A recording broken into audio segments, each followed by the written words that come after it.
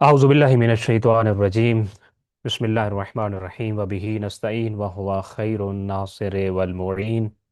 رب يسر ولا تعسر وتمم بالخير رب اشرح لي صدري ويسر لي أمري واحلل عقدة من لساني يفقه قولي أما بعد روداد کربلا از مدینہ تا مدینہ ہم پڑھنے جاننے اور سمجھنے کی کوشش میں ہیں انشاءاللہ، اور خالق کائنات کی توفیقات شامل حال ہوئی تو ہم 15 لیکچرز میں تحریک کربلا کو سمجھنے کی کوشش کر رہے ہیں، اور یہ کوشش خالصتاً عملی بنیادوں پر ہے کہ میں کربلا سے کون سی چیز سیکھ کر اپنی زندگی میں اس کا اپلیکیشن کر سکتا ہوں، اس کو اپلائی کر سکتا ہوں، اس کو اپنا سکتا ہوں۔ تو انشاءاللہ تعالی ہمیں روزانہ کی بنیاد پہ ہم درس کربلا کے آخر والے حصے میں دیکھتے ہیں کہ ہمیں روزانہ کے چیپٹر سے کیا چیز ملتی ہے، اور کل کے چیپٹر سے جو ہم نے سیکھا کہ ہمیں ذکر حسین اور تحریک حسین قابل افراد کو اپنانے کا نام ہے، بھگانے کا نام نہیں ہے، اور انشاءاللہ ہم اس پہ عمل پیرا بہتر سے بہتر انداز میں ہوں گے۔ آج کا چیپٹر نہایت دلچسپ چیپٹر ہے، اور کل ہم نے جو آخر میں ڈاکٹر علی شریعتی کی بات آپ کے سامنے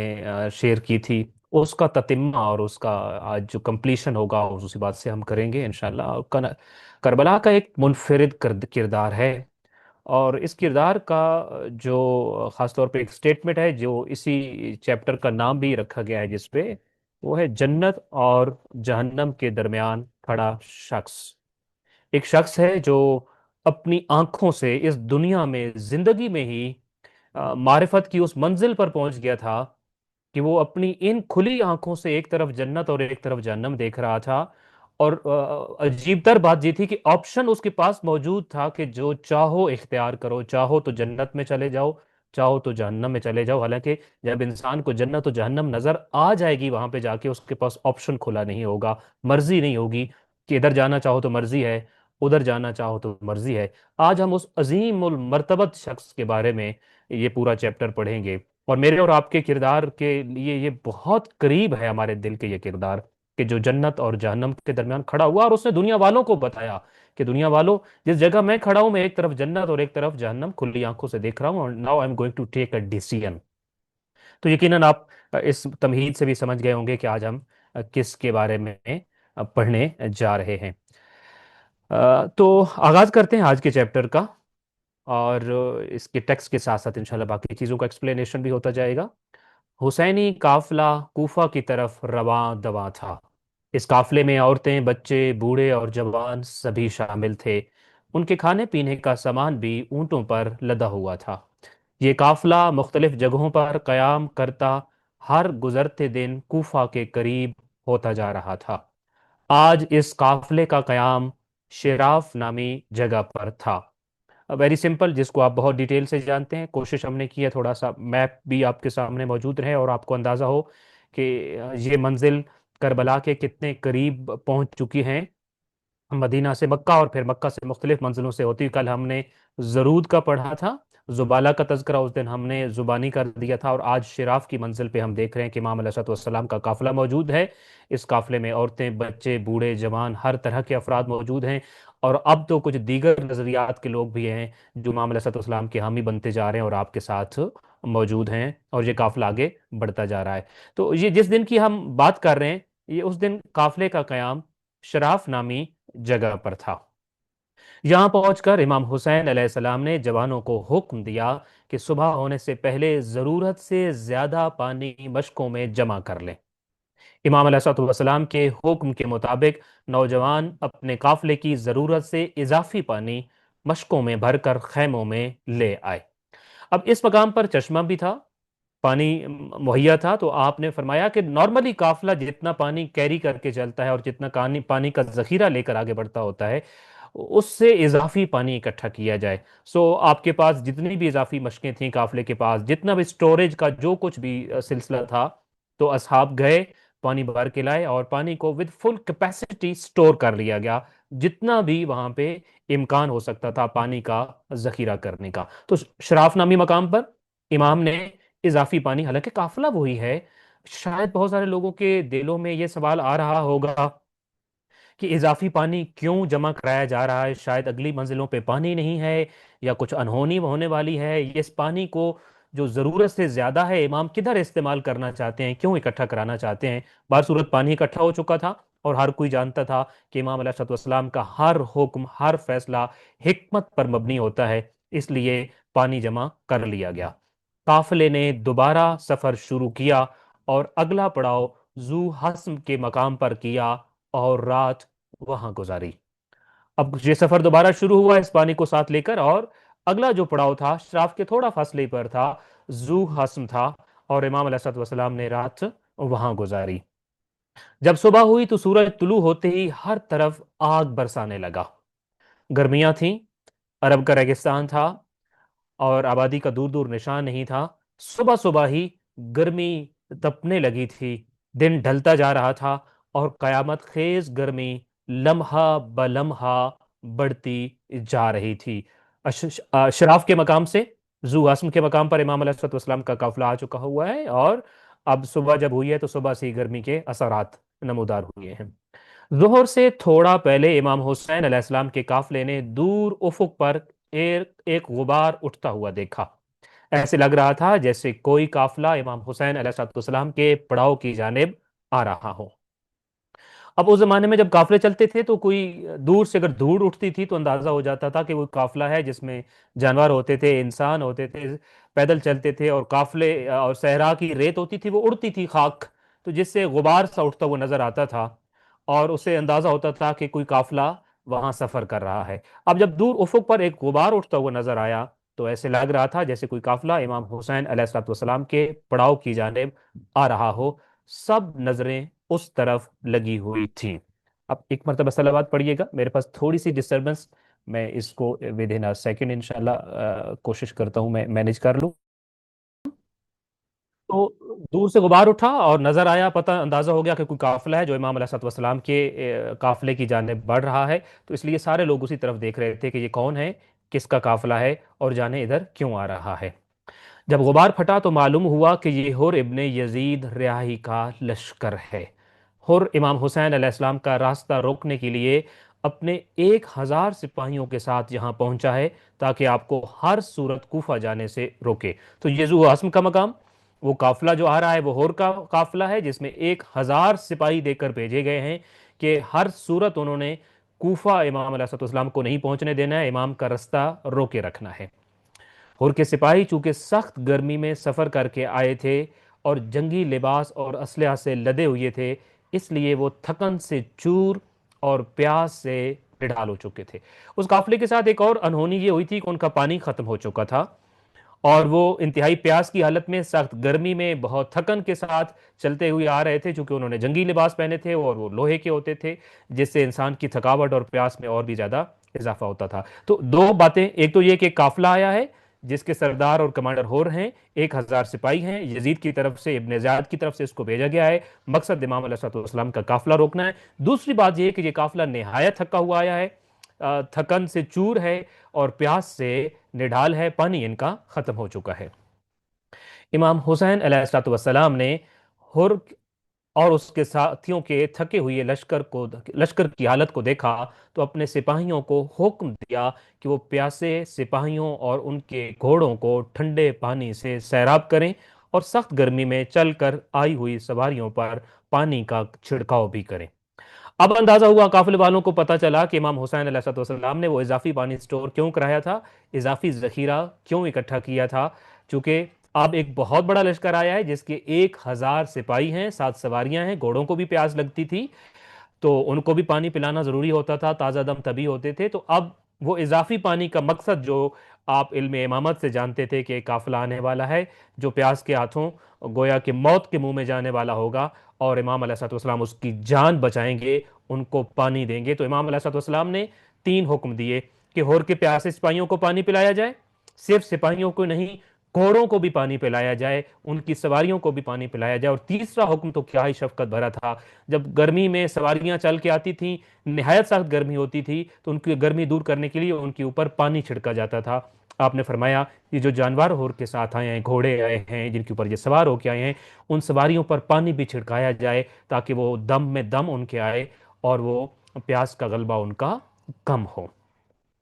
सारे असहाब इमाम अलैहिस्सलाम के हुक्म की तामील में मसरूफ हो गए। उनमें से कुछ होर के प्यासे लश्कर को पानी पिलाने लग पड़े, और कुछ दूसरे सवारियों के आगे पानी के बर्तन रख रहे थे, और जबकि बाकी उन सवारियों पर पानी छिड़क रहे थे। अल मुख्तसर सब इनकी खिदमत में मसरूफ हो गए।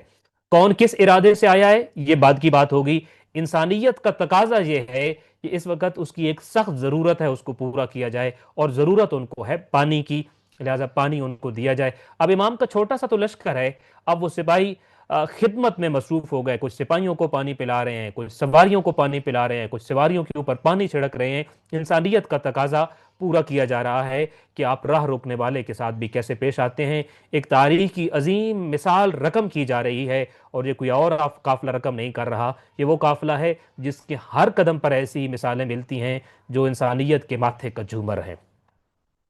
होर के सिपाहियों में से एक शख्स जिसका नाम अली इब्ने तुआन था, शदीद प्यास और थकावट की वजह से अपने लश्कर से पीछे रह गया था। यहाँ एक शख्स है जो अपनी दास्तान बाद में खुद बताता है, और उसकी जुबान से ही तारीख ने उसकी पूरी दास्तान को नकल किया है।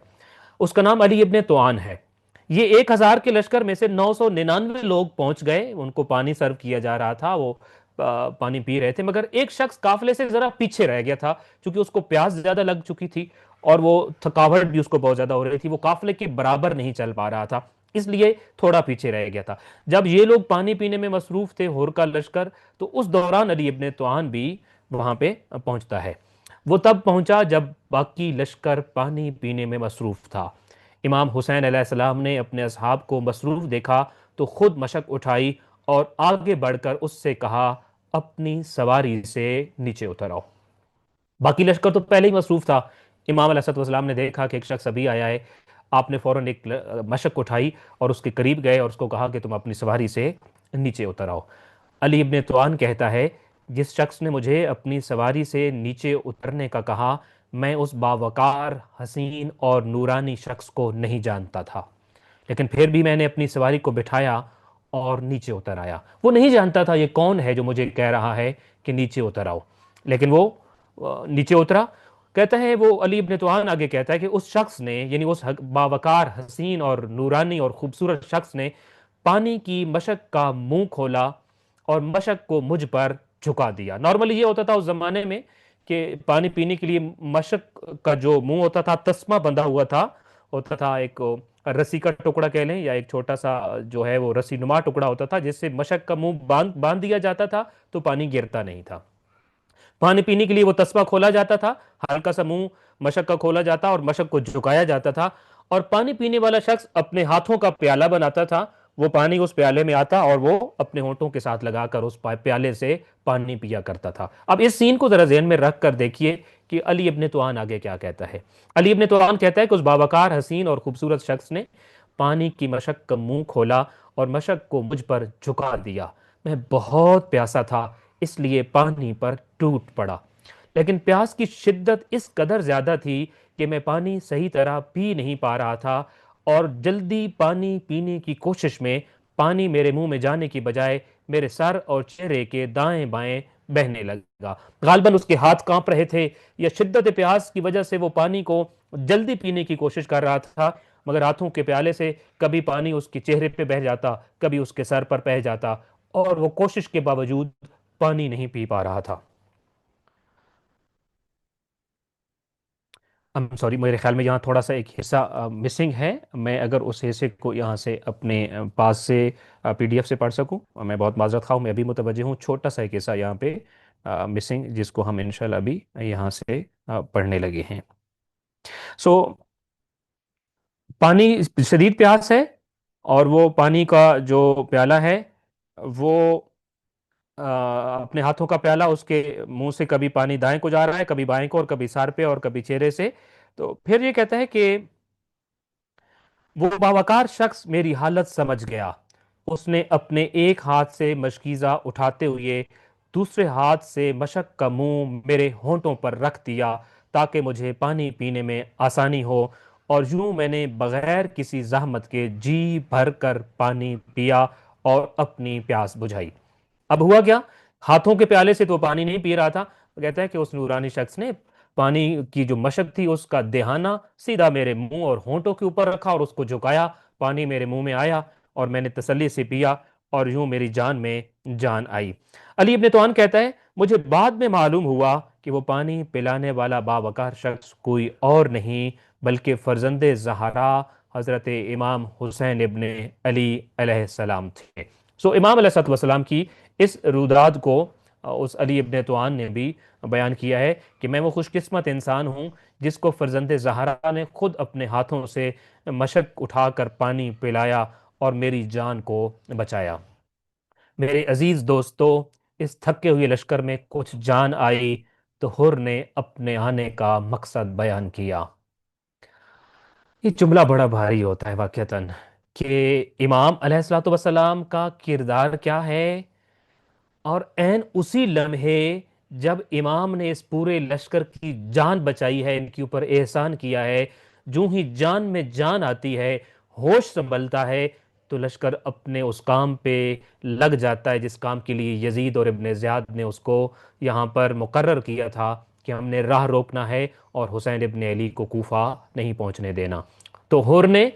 وجہ بتائی، میں اس لیے آیا ہوں تاکہ آپ کو کوفہ نہ جانے دوں اور آپ کا رستہ روکے رکھوں۔ یہ سپاہی اسی لیے میرے ساتھ ہیں کہ اگر زبردستی کرنا پڑے،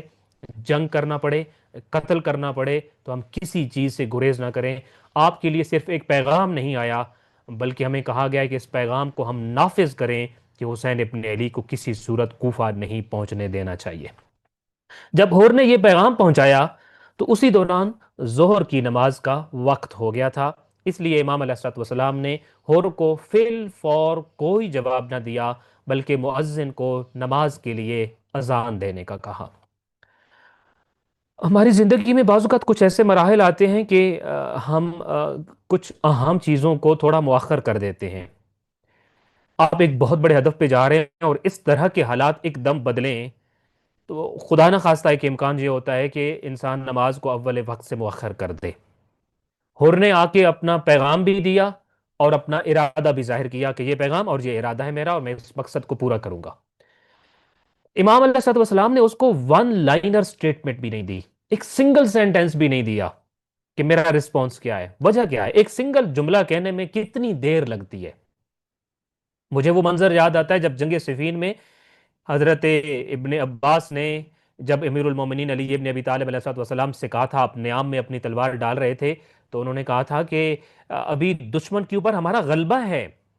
ابھی اگر ہم نے ایک لمحہ اور چند لمحات کو اور صرف کیا اور اسی غلبے سے ایک اور حملہ کیا تو دشمن کی کمر ٹوٹ جائے گی اور جو میدان ہمارے قبضے میں آ جائے گا۔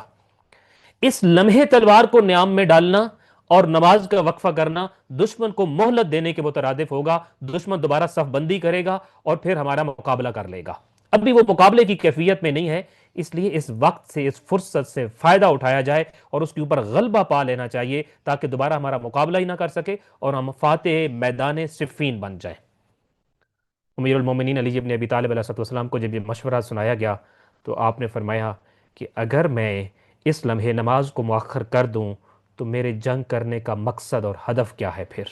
میں تو دین اور شریعت کے ہی لیے تو آیا ہوں یہاں پہ،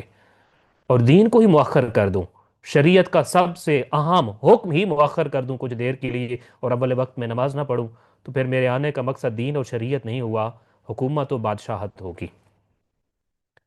اور یوں آپ نے اس اوقات میں کہ جب حملہ کرنا اور جنگ کرنا بہت مفید تھا آپ کے لیے، جنگ روکی اور نماز کا وقفہ کیا۔ یہاں پر بھی امام علیہ السلام کو ایک جملہ کہنا کتنا کوئی وقت لگتا تھا، مگر امام علیہ السلام نماز کا وقت ہو جانے کی وجہ سے کوئی جواب نہیں دیا، اور کو کوئی رسپانس نہیں دیا، اور اپنے مؤذن کو حکم دیا کہ چونکہ نماز کا وقت ہو گیا ہے لہٰذا وہ اذان ظہر کہے۔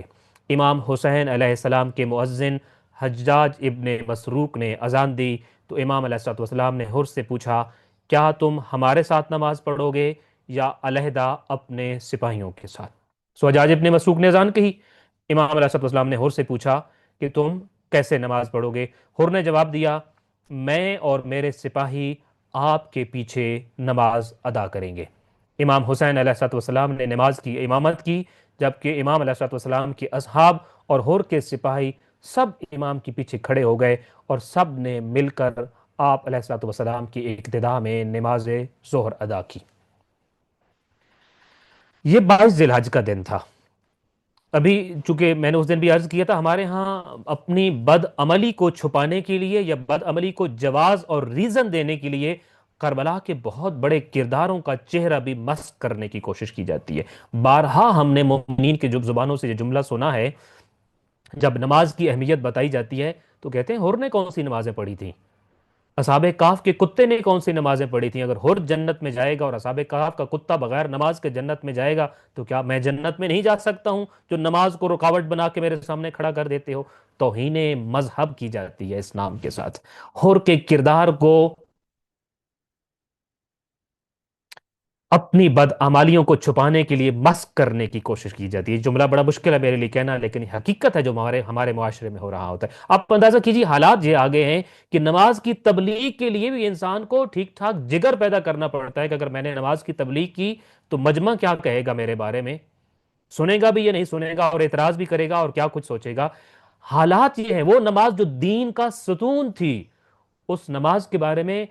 بعض مجمعوں میں اور بعض ممبروں پہ گفتگو کرتے ہوئے، بعض حالات میں گفتگو کرتے ہوئے بھی انسان سوچتا ہے کہ کیا یہ میری گفتگو رائے گاں تو نہیں جا رہی، اور سننے والے میری اس گفتگو کے نظریاتی مخالف تو نہیں ہیں، حالانکہ میرا موضوع گفتگو نماز ہے.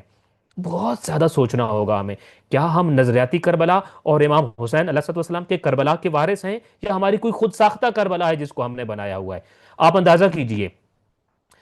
حور کا کردار کس طرح سے مسخ کیا جاتا ہے. اور پھر امام علیہ السلام کی نماز کے ساتھ، میں نے پہلے عرض کیا تھا، کربلا کا پہلا قدم جو دربار ولید سے اٹھا تھا وہ در حقیقت نقشہ کربلا کھینچ رہا تھا. وہ سیدھا مسجد نبوی میں گیا تھا اور سب سے پہلا کام 2 رکعت نماز تھی. نماز سے شروع ہونے والی یہ تحریک ہر قدم پہ نماز کی اہمیت کو بتاتی ہے. لہٰذا امام نے حور کو جواب نہیں دیا، بلکہ حور سے نماز کے بارے میں سوال کیا. میرے ساتھ پڑھو گے؟ اپنے سپاہیوں کے ساتھ پڑھو گے؟ گویا امام ہور کے بارے میں یہ تصور نہیں کر سکتے تھے کہ وہ نماز نہیں پڑھتا ہوگا، اس لیے یہ سوال نہیں کیا کہ پڑھو گے یا نہیں پڑھو گے.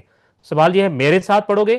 یا اپنے سپاہیوں کے ساتھ پڑھو گے. اور ہور کا جواب بھی کیا خوبصورت ہے، کہا میں اور میرے تمام سپاہی، میں اکیلا کیوں، میرا پورا لشکر جو آپ کا دشمن ہے وہ آپ کے پیچھے کھڑے ہو کے آپ کی اقتداء میں نماز پڑھے گا. سب لوگوں نے امام علیہ السلام کی اقتداء میں نماز پڑھی ہے. یہ 22 ذی الحج کا دن ہے. یہاں سے لے کر 2 محرم تک ہور کی تمام نمازیں امام حسین علیہ السلام کی اقتداء میں پڑھی گئی ہیں. وہی ہور کہ جس کے اوپر الزام لگایا جاتا ہے کہ ہور نے کون سی نمازیں پڑھی تھیں. نماز ظہر کے بعد امام حسین علیہ السلام نے ایک خطبہ دیا جس میں آپ نے ہر کے لشکر کو مخاطب کر کے فرمایا، اے لوگو، میں خود سے تمہاری طرف یعنی کوفہ کی طرف نہیں آیا، بلکہ تم لوگوں نے خط لکھ کر مجھے کوفہ بلایا ہے. اگر تم اپنے خطوں میں دی گئی کوفہ آنے کی دعوت پر باقی ہو تو اپنا وعدہ پورا کرو، لیکن اگر تم میرے آنے سے خوش نہیں تو میں ہی واپس چلا جاتا ہوں جہاں سے تمہاری خاطر آیا ہوں. امام علیہ السلام نے سوری آپ نے ان کو بتایا کہ میں خود سے تو نہیں آیا، تمہارا یہ لشکر کوفہ سے آ رہا ہے نا، تو میں بھی تو تمہارے خطوط، تمہاری طرف سے خط لکھے گئے تھے، اہل کوفہ نے خطوط لکھے تھے، ان کے بلاوے پر، اس دعوت پر ادھر آ رہا ہوں. اگر تم اس دعوت سے پھر گئے ہو تو مجھے اپنی دعوت پر باقی نہیں رہے ہو تو پھر میں وہیں واپس چلا جاتا ہوں جہاں سے میں تمہاری خاطر آ رہا تھا. وگرنہ امام علیہ السلام نے تو یزید کی بیعت کا انکار تب کیا تھا جب کوفہ والوں کے خطوط بھی نہیں آئے تھے. آپ تو بیعت کے انکار پہ باقی تھے، آپ نے کہا میں ادھر کا ارادہ ترک کر لیتا ہوں، پھر میں مکہ واپس چلا جاتا ہوں، میں کسی اور منزل کی طرف چلا جاتا ہوں اگر تم لوگوں کی رائے بدل گئی ہے. امام کی اس گفتگو پر ہر اور ان کے ساتھیوں نے کوئی جواب نہ دیا. پھر عصر کی نماز کا وقت ہو گیا.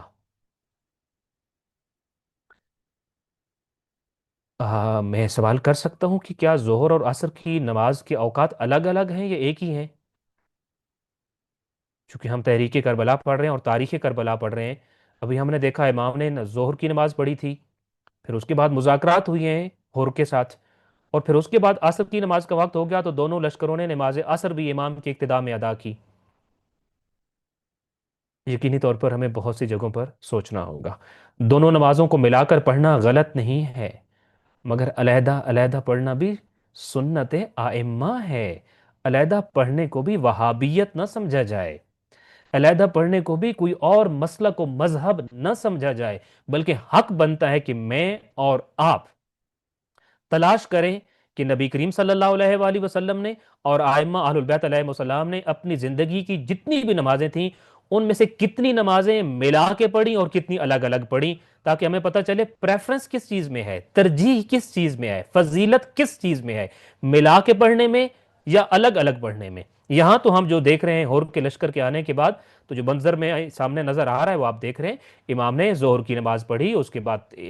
نماز مکمل ہوئی، تکمیل ہوئی، مذاکرات شروع ہوئے، بات چیت ہوئی، یہاں تک کہ عصر کی نماز کا وقت ہو گیا، اور امام علیہ الصلوۃ والسلام کی پیچھے دونوں لشکروں نے نماز عصر ادا کی۔ نماز عصر کے بعد ایک بار پھر امام علیہ السلام نے ہور اور ان کے سپاہیوں سے گفتگو کرتے ہوئے فرمایا کہ ولایت و راہبری اہل بیت کا حق ہے، اگر تم ہم سے منہ موڑ چکے ہو اور اپنے خطوں پر لکھی گئی بات پر قائم نہیں ہو تو میں یہیں سے واپس چلا جاتا ہوں۔ یہ دوسرا مذاکرات کا دور تھا۔ پہلے میں امام علیہ السلام نے بتایا میں خود سے آنے والا نہیں، تمہاری دعوتوں پر آیا ہوں، حالات بدل گئے ہیں تو فیصلہ بدل لیتا ہوں۔ دوسری دعوت میں یہ بتایا کہ اگر یزید کی بیعت کا تقاضا مجھ سے کیا جا رہا ہے ابھی تک، اس وقت تک کہ یزید کی بیعت نہ کی گئی تو آپ کے اوپر سختی کریں گے، تو یہ جان لو ولایت کا حق، راہبری کا حق، حق کے امامت و خلافت صرف اور صرف اہل بیت کے پاس ہے۔ اس کے علاوہ جو بھی اس حق کو استعمال کرے گا وہ غاصب کہلائے گا، خلیفۃ المسلمین نہیں کہلائے گا، لہٰذا یہ حق صرف ہمارا ہے۔ ہاں اگر تم اس حق سے منہ موڑ چکے ہو، ہم سے اپنا وعدہ توڑ چکے ہو، اپنے خطوں میں لکھی ہوئی بات سے پھر گئے ہو، تو پھر کوئی مسئلہ نہیں ہے، میں یہاں سے واپس چلا جاتا ہوں۔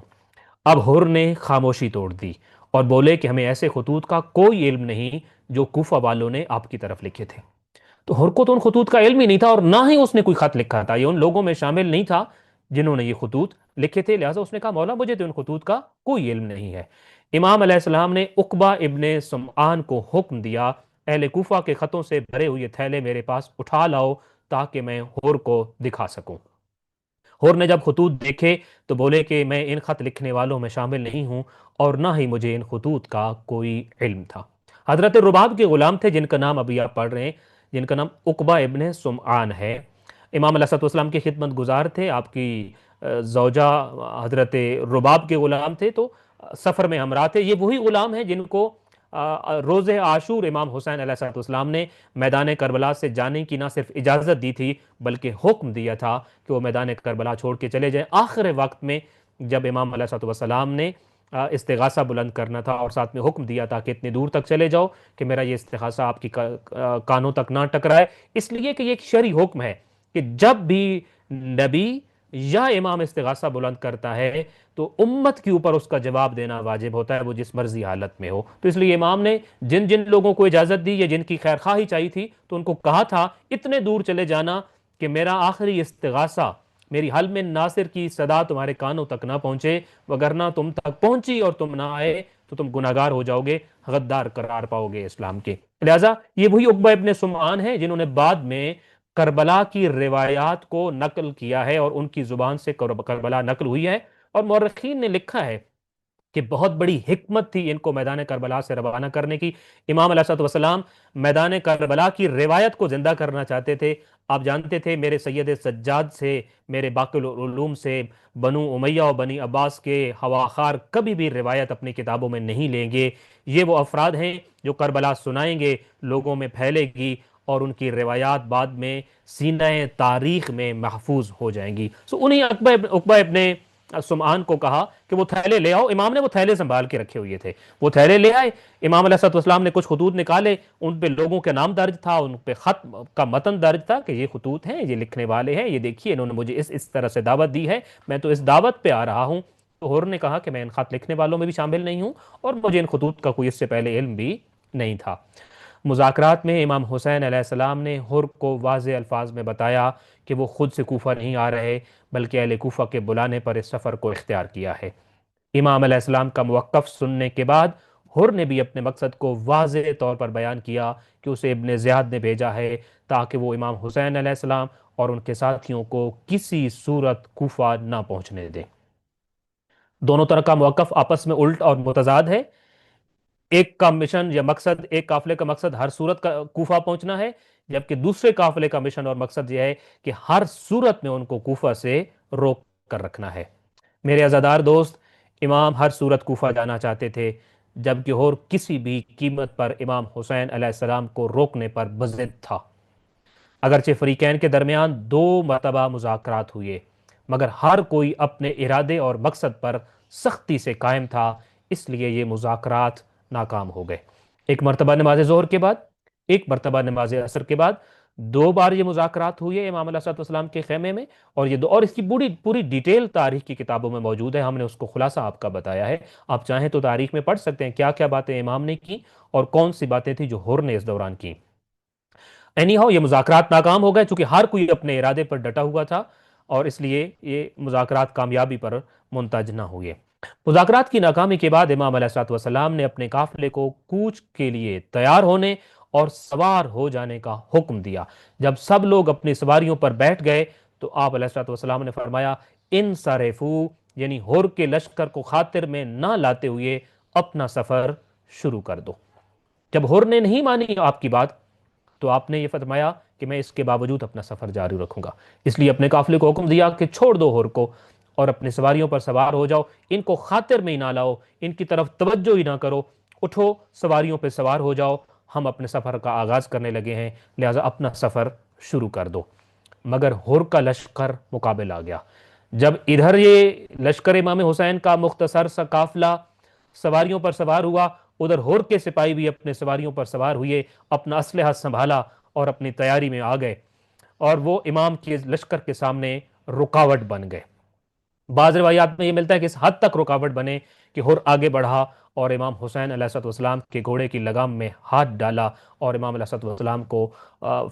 گویا کہ اس نے اپنا موقف پہنچایا کہ وہ کسی صورت آپ کو کوفہ نہیں جانے دے گا، اگرچہ اس کو سختی ہی کیوں نہ کرنا پڑے، وہ اس سے بھی گریز نہیں کرے گا اور امام کو ہر صورت کوفہ جانے سے روکے گا۔ جب ہور نے رکاوٹ بنا اور سختی دکھانا چاہی تو اس موقع پر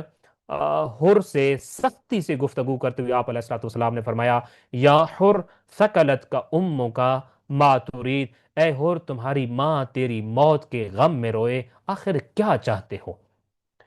یہ بڑا سخت جملہ تھا کیونکہ حر اب سختی پر اتر آیا تھا، حر اب ضد پر اتر آیا تھا، حر اب گویا کہ امام علیہ الصلوۃ والسلام کی حرمت ایک لحاظ سے پامال کر رہا تھا کہ وہ زبردستی رکاوٹ بننا چاہ رہا تھا۔ تو امام علیہ الصلوۃ والسلام نے بڑے شدید الفاظ میں اس کو جھنجھوڑتے ہوئے کہا کہ تیری ماں تیری میت پر روئے، تو کیا چاہتا ہے آخر اب؟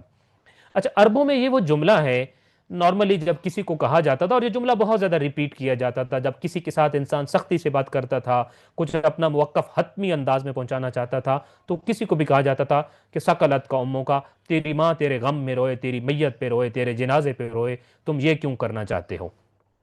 جب یہ جملہ کسی سے کہا جاتا تھا تو وہ سننے والا پلٹ کر کہتا تھا کہ میری ماں میری میت پہ کیوں روئے، تیری ماں زیادہ حقدار ہے کہ وہ تیری میت پر روئے۔ اب یہ پہلے جملہ امام حسین علیہ السلام نے کہا ہے، عرب دستور کے مطابق یہ جملہ پھر پلٹ کر کہنے والے کو کہا جاتا ہے۔ تو امام علیہ السلام نے ہور سے کہا، تیری ماں تیری میت تیرے جنازے تیری موت پر روئے، آخر کیا چاہتے ہو؟ ہور کچھ کہتے کہتے چپ ہو گیا۔ میں نے آپ سے عرض کیا یہ جواب اس کا کیا ہوتا تھا، کسی بھی شخص کو جب یہ جملہ کہا جاتا تھا اس کو یہی جواب پلٹا کر کہا جاتا تھا کہ میری ماں نہیں تیری ماں اس غم میں روئے۔ تو اب ہور نے جب یہ کچھ کہنا چاہا، وہ تیار ہوا، اس کے ہونٹ ایک دفعہ کھلے لیکن چپ ہو گیا، اور کافی سوچ و بچار کے بعد یوں بولا کہ اے حسین، اما لو غیرک لقالها لی، اگر آپ کے علاوہ کوئی اور مجھے یہ الفاظ کہتا اور وہ میرے لشکر کے سامنے یوں بے بس ہوتا جیسے آپ ہیں، تو میں اس کی ماں کو اس کے موت کے غم میں رلا دیتا، لیکن آپ کی ماں فاطمہ زہرا ہیں اور میں ان کی عزت و تعظیم کا حق ادا کرنے کی سخت بھی نہیں رکھتا، اس لیے تعظیم فاطمہ میں چپ ہوں۔ لشکر یزید میں ہے، راہ امام کو کاٹ رہا ہے، گستاخی امام میں وقت کر رہا ہے، مگر دل میں ایک شمع ہے، ایک چھوٹی سی شمع ہے، معرفت فاطمہ زہرا۔ فرزند زہرا کو جب کہنے لگا نا کہ تیری ماں تیرے غم میں کیوں نہ روئے، تو ایک لمحہ سوچ لیا حسین کی ماں کون ہے جس کو میں اس کے غم میں رولانا چاہتا ہوں، رک گیا اور یہ جملے کہے جس کا ایگزیکٹ ترجمہ اس وقت آپ کے سامنے ہے، آپ کے علاوہ مجھے کوئی یہ کہتا نا تو میں صرف زبان سے جواب نہ دیتا، اس کی ماں کو اس کے غم میں بھی رلا دیتا، لیکن آپ کی ماں تو فاطمہ زہرا ہے، نہ میرے ہاتھ کچھ کر سکتے ہیں، نہ میری زبان کچھ کر سکتی ہے، بلکہ میں تو تعظیم فاطمہ کا حق بھی ادا نہیں کر سکتا، اس لیے معرفت فاطمہ کی وجہ سے چپ ہوں۔ مومنین اکرام، یہ جو کل ہم نے ایک سوال کیا تھا کہ کچھ امام کے ساتھ آئے کچھ نہیں آئے، یہ سلیکشن کیسے ہوئی، یہ انتخاب کس بنیاد پر ہوتا تھا؟ اس انتخاب کی بنیاد یہی چیز ہوتی تھی،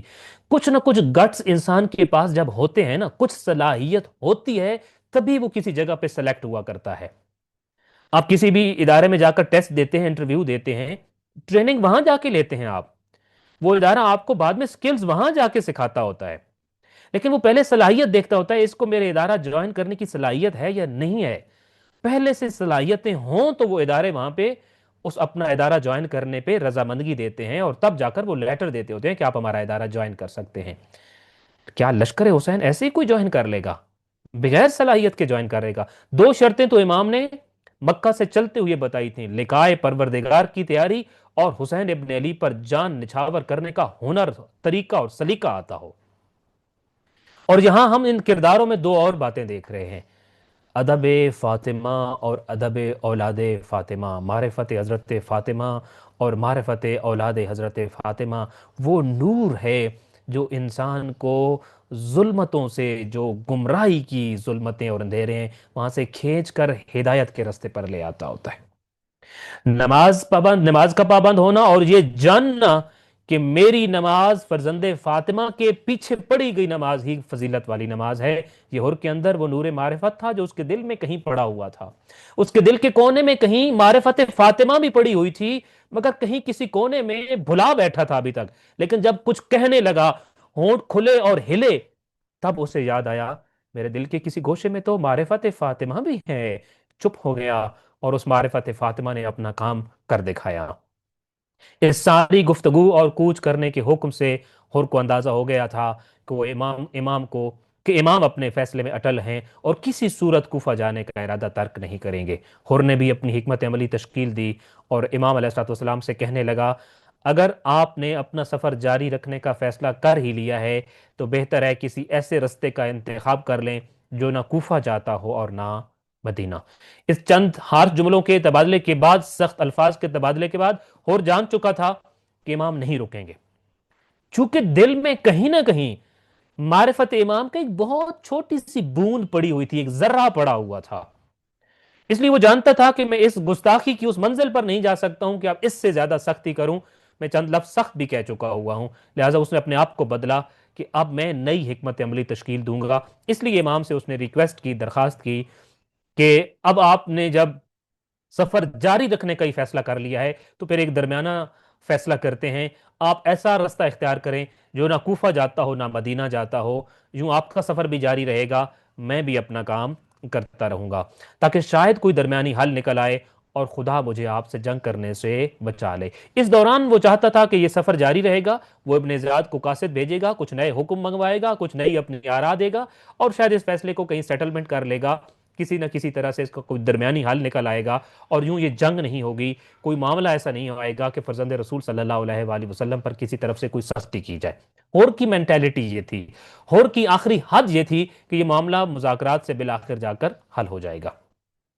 ہور کی اس تجویز کے بعد امام علیہ السلام نے کوفہ کے رستے کو چھوڑ دیا اور ایک ایسے رستے پر سفر شروع کیا جو کوفہ کی طرف نہ جاتا تھا۔ یوں دونوں لشکر ایک دوسرے کے متوازی ساتھ ساتھ اور پیرالل میں چلنے لگے، جہاں کہیں پانی ملتا اور آرام کی جگہ موجود ہوتی وہاں دونوں قافلے ایک ساتھ پڑاؤ کر لیتے اور آرام کرنے کے بعد دوبارہ اپنا سفر شروع کر دیتے۔ تقریباً ایک رفلی آئیڈیا ہے، اینو تمر نام ہے اس جگہ کا جہاں میرا ذاتی اپنا مطالعہ ہے جغرافیہ کا، کہ جہاں پہ ہور نے آ کر امام حسین علیہ السلام کے لشکر کو روکا تھا، اور جو اس زمانے میں ذو حسم کہلاتا تھا، یہ آج کے زمانے میں یہ شہر قصبہ وہاں موجود ہے جس کو اینو تمر کہتے ہیں۔ تقریباً کربلا سے اس کا جو فاصلہ ہے وہ راؤنڈ اباؤٹ 80 کلومیٹر سے تھوڑا کم زیادہ ہے، تو یہ اتنا ایسے نہیں ہے کہ بالکل کربلا کے ساتھ ہور آیا تھا، اس کے بعد بھی اچھا خاصا سفر ہوا ہے۔ یہ سفر کیسے ہوا؟ کوفہ کا رستہ کاٹ دیا گیا، درمیانے رستے میں ایک سفر جاری رہا، اور یہ 70-80 کلومیٹر کا جو سفر ہے یہ ہوتا رہا۔ اس دوران ابن زیاد کے قاصد آتے جاتے رہے، پیغام لاتے رہے اور لے جاتے رہے، اور یہاں اس دوران میں جہاں کہیں پہ کوئی مناسب جگہ ملتی دونوں قافلے آرام کرتے تھے، پڑاؤ کر لیتے تھے اور پھر دوبارہ اپنا سفر شروع کر دیتے تھے۔ بالآخر 2 محرم کو دونوں لشکر کربلا کی سرزمین پر پہنچ گئے، جہاں ہر کو ابن زیاد کا ایک خط ملا جس میں لکھا تھا: تمہیں جہاں کہیں بھی میرا یہ خط ملے، تم وہیں حسین کے لشکر کو روک لو اور انہیں ہرگز کوئی مہلت نہ دو، انہیں سنسان اور غیر آباد جنگل و بیاباں میں اترنے پر مجبور کرو۔ یہ وہی خط جس کا تذکرہ ہم پہلے کر چکے،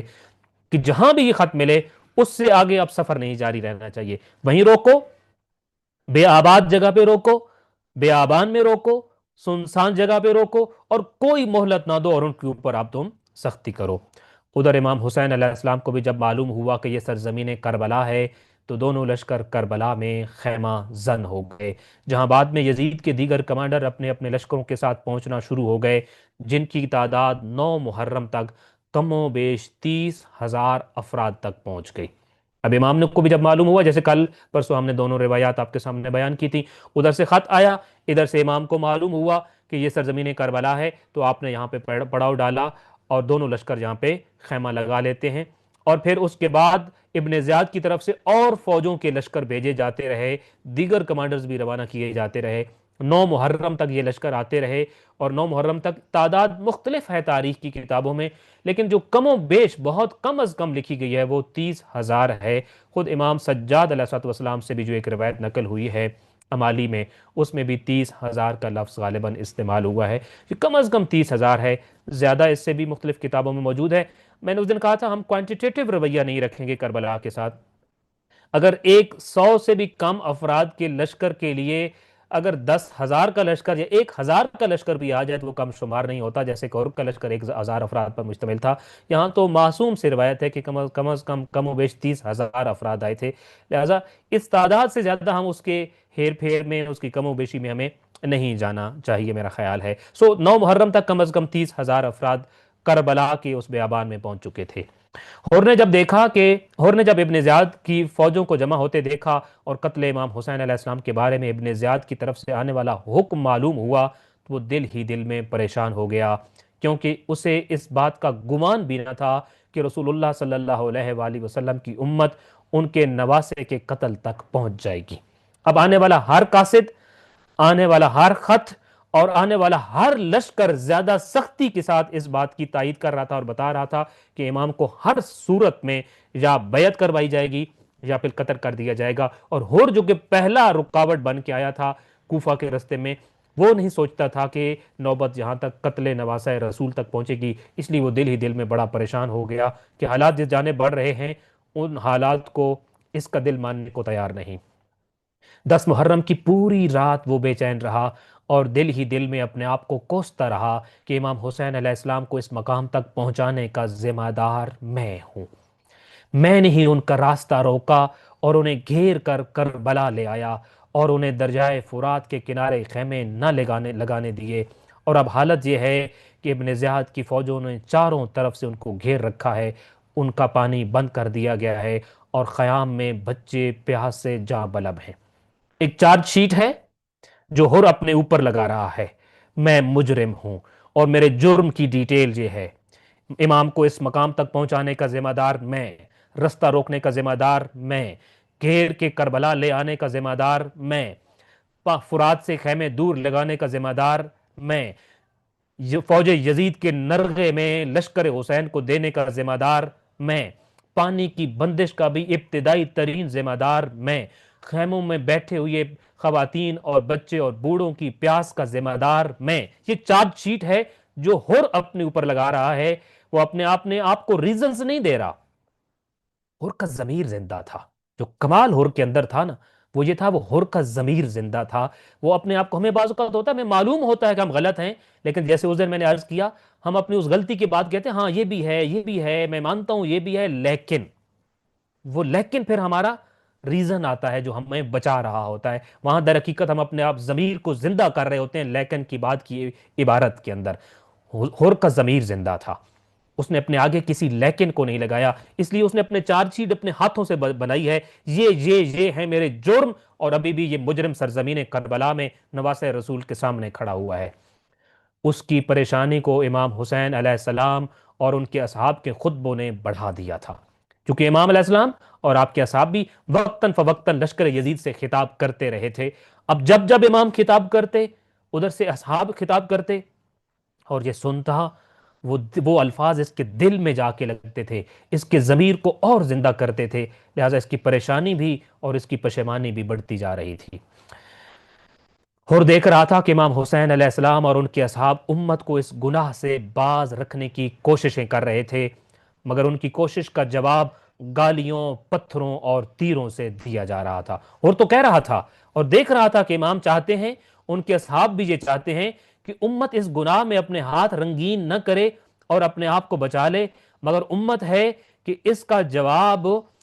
جو ہے وہ گالیوں سے دیتی ہے، پتھروں سے دیتی ہے اور تیروں سے دیتی ہے. اس لیے ہور کے صبر کا پیمانہ لبریز ہو کر چھلک پڑا. ابھی تک تو صبر کیے جا رہا تھا، شاید حالات بہتر ہو جائیں گے، شاید ہم اس کام سے رک جائیں گے. ہو نہیں سکتا کہ امت نبی کریم صلی اللہ علیہ وآلہ وسلم نواسہ رسول کو قتل کرے، یہ ممکن نہیں ہے. لیکن اب جب اس نے دیکھا حالات ایسے ہیں، گراؤنڈ ریالٹیز ایسی ہیں کہ اب امام کے قتل سے بھی یہ لوگ باز نہیں آئیں گے، لہذا اس کا صبر کا پیمانہ چھلک پڑا اور اس کا صبر ٹوٹ گیا. وہ سیدھا عمر ابن سعد کے پاس گیا اور اس سے پوچھا، کیا تم واقعی حسین علیہ السلام سے جنگ کرو گے اور انہیں قتل کرو گے؟ عمر ابن سعد نے جواب دیا، ہاں، اگر انہوں نے بیعت نہ کی تو ابن زیاد کا حکم ہے انہیں یہیں قتل کر دیا جائے. ابھی تک یقین نہیں آ رہا تھا اور کو کہ یہ قدم اٹھایا جائے گا. اس لیے وہ مزید تسلی اور تشفی کے لیے کربلا کے سب سے بڑے یزیدی لشکر کے کمانڈر ابن سعد کے پاس گیا اور اسے پوچھا، کیا یہ حقیقت ہے، تم اس حد تک گر چکے ہو اور یہ کرد گزرو گے؟ تو اس نے کہا، ہم کرد گزریں گے، یہ ابن زیاد کا آخری اور فائنل حکم ہے. یہ جواب سن کر ہور شکستہ دل کے ساتھ اپنے ٹھکانے پر واپس پہنچا اور دل ہی دل میں لشکر یزید کے اس کام سے خود کو الگ کرنے کا سوچنے لگا.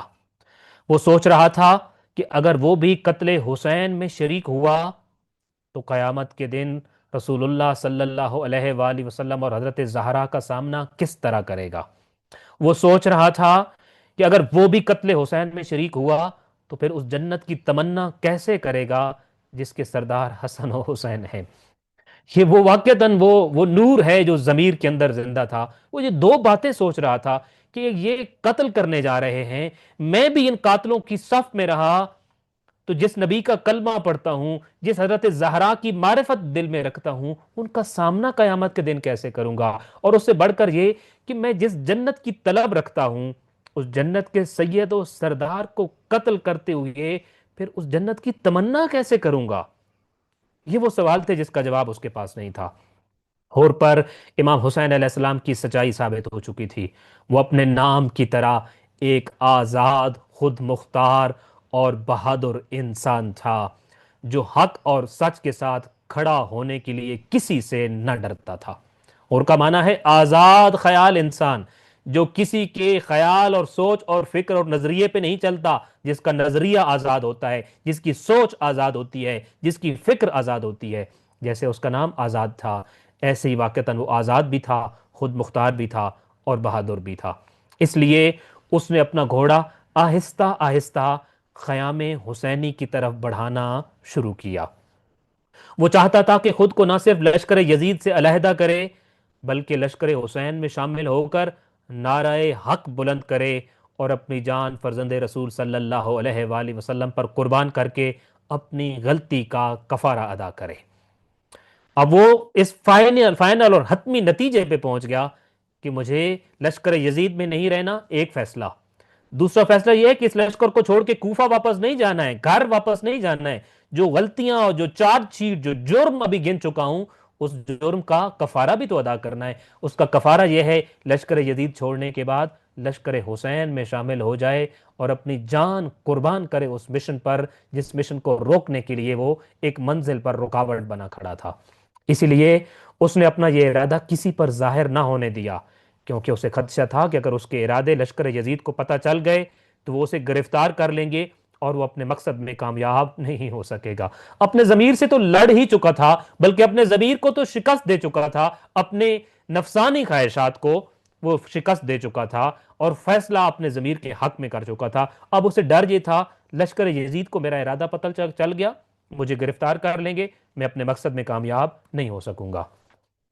جب اس نے اپنا گھوڑا لشکر حسین کی طرف بڑھایا تو ہر کی یہ حالت دیکھ کر اس کے ایک سپاہی مہاجر ابن اوس نے اس سے پوچھا، یہ جو میں عرض کر رہا ہوں میں نے تاریخ کی کتابوں میں پڑھا ہے، ہر کے جو اندر گفتگو چل رہی تھی اس کے انر سیلف میں،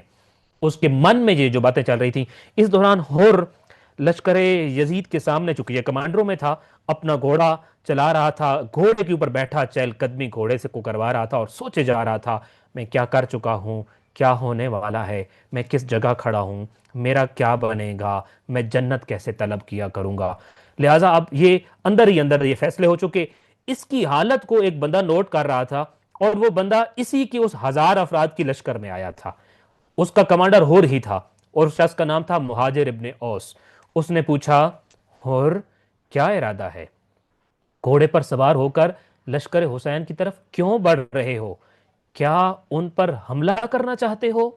اب اس کو شک پڑ رہا تھا کہ ہور گھوڑے پہ سوار ہے اور آہستہ آہستہ لشکر حسین کی طرف بڑھ رہا ہے، کیوں جا رہے ہو ادھر؟ حملہ کرنا چاہتے ہو؟ ہور نے اس کو کوئی جواب نہ دیا، لیکن یہ سوچ کر اس کے جسم پر کپ کپی طاری ہو گئی کہ لشکر کے سپاہی اس کے عزائم سے باخبر ہونے لگے ہیں۔ بڑا بہادر اور جنگجو تھا یہ، ڈر گیا ہے اب۔ کس چیز سے؟ موت سے نہیں ڈرا، ڈرا اس چیز سے ہے کوئی قافلہ حق میں شامل ہونے سے رکاوٹ نہ بن جائے۔ جب اس نے دیکھا کہ میرے ارادے کو کسی نے بھانپ لیا ہے کہ میں یہاں اس لشکر سے الگ ہو کے اس لشکر کی طرف جانا چاہتا ہوں، تو اس کے جسم پہ کپ کپی طاری ہو گئی کہ کہیں میرے ارادوں سے یہ باخبر تو نہیں ہو گئے ہیں۔ مہاجر نے ہور کی یہ حالت دیکھی تو کہنے لگا، ہور تیری حالت مشکوک ہے، میں نے تمہیں اس سے پہلے کبھی اس حالت میں نہیں دیکھا، بلکہ اگر کوئی مجھ سے پوچھتا کہ کوفہ کا سب سے بہادر شخص کون ہے تو میں تمہارا نام لیتا، مگر اس وقت میں تمہاری یہ کیا حالت دیکھ رہا ہوں، تم کپ کپا رہے ہو، ایسا کیا ہوا ہے؟ ہور سے اس کے سپاہی نے پوچھا۔ اس سوال پر ہور پھٹ پڑے اور واشگاف الفاظ میں جواب دیا، واللہ انی اخیر نفسی بین الجنت والنار، خدا کی قسم میں اس وقت خود کو جنت و جہنم کے درمیان کھڑا محسوس کر رہا ہوں کہ میری ایک طرف جنت یعنی لشکر حسین ہے اور دوسری طرف جہنم یعنی لشکر یزید ہے۔ یہ وہ جنت و جہنم تھی جو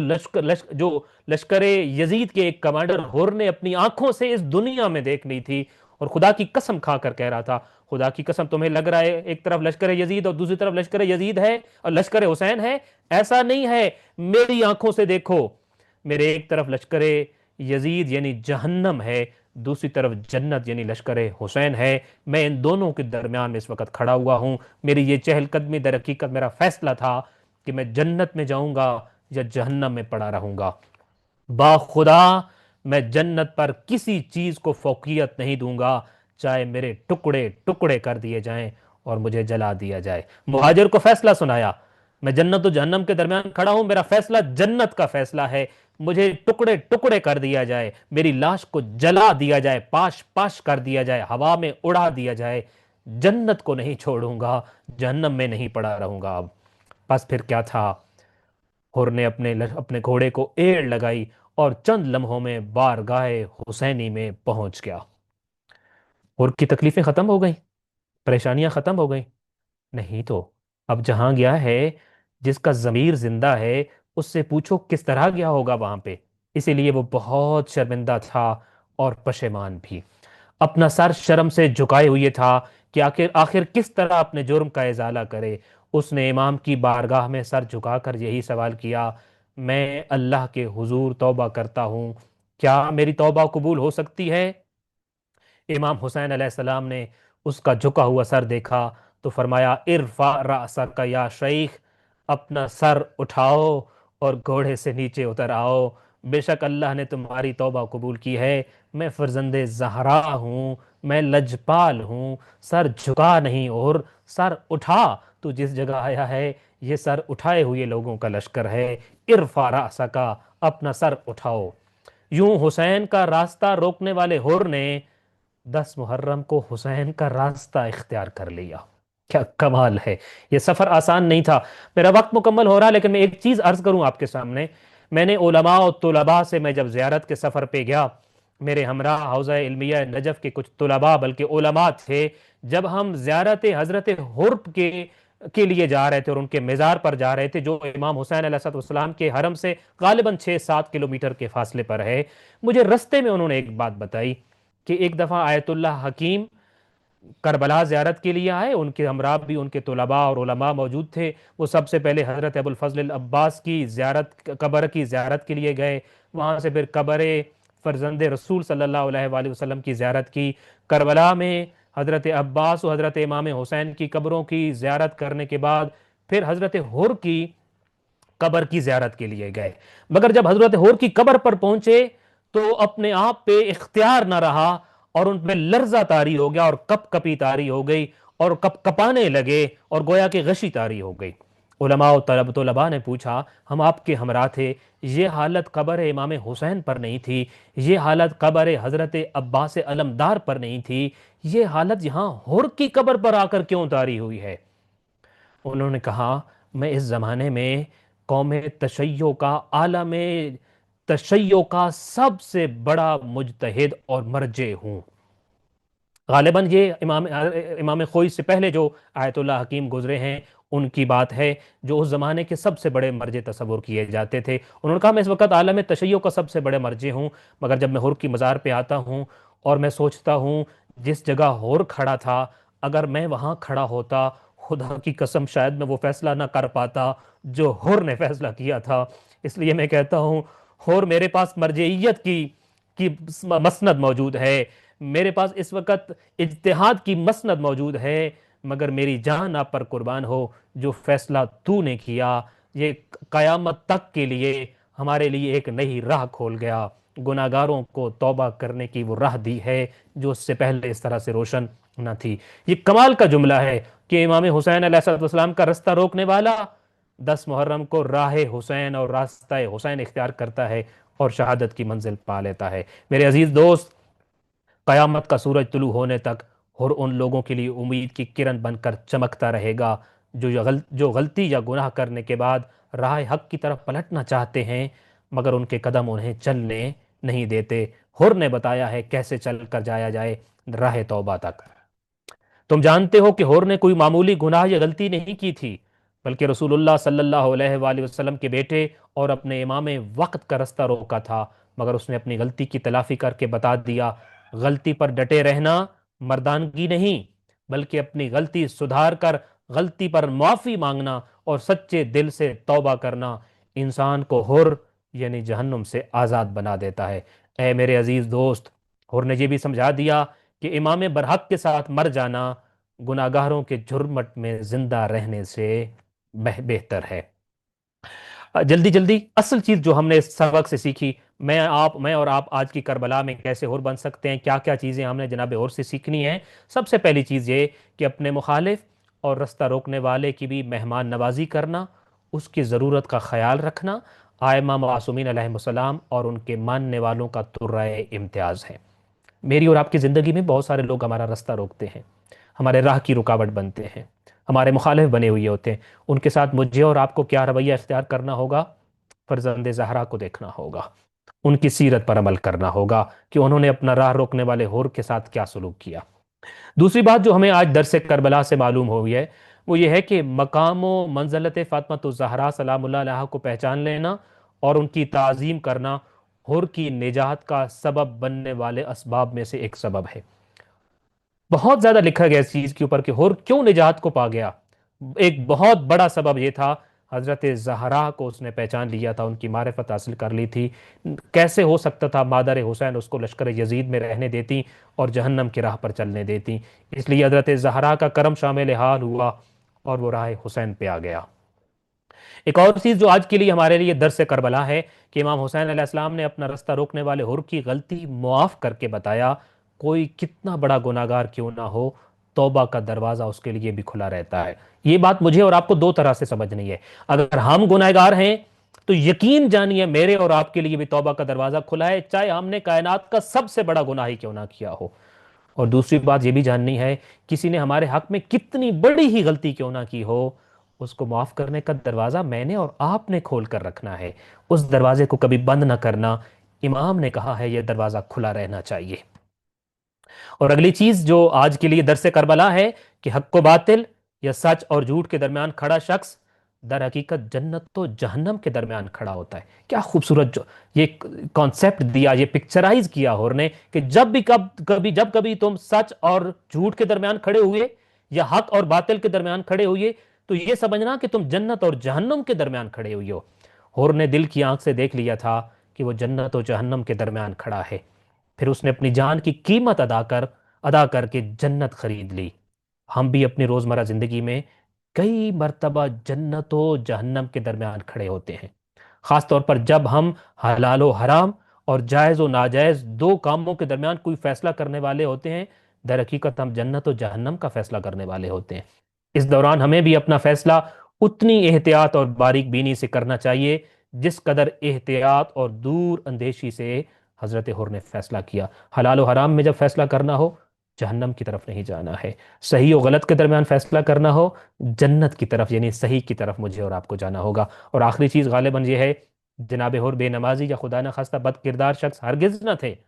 بلکہ وہ امام کے مقابل آ کر بھی اپنی نماز امام حسین علیہ السلام کی اقتداء میں ادا کرتے رہے، چونکہ وہ امام حسین علیہ السلام کو ہی امام برحق سمجھتے تھے۔ اسی کے ساتھ ہمارا آج کا یہ لیکچر مکمل ہوا۔ دعائے خالق کائنات ہمیں راہ کربلا کا حر بنائے، آج کی کربلا میں حر بن کر صحیح اور درست فیصلے کرنے کی توفیق عطا فرمائے۔ السلام علیکم ورحمۃ اللہ وبرکاتہ۔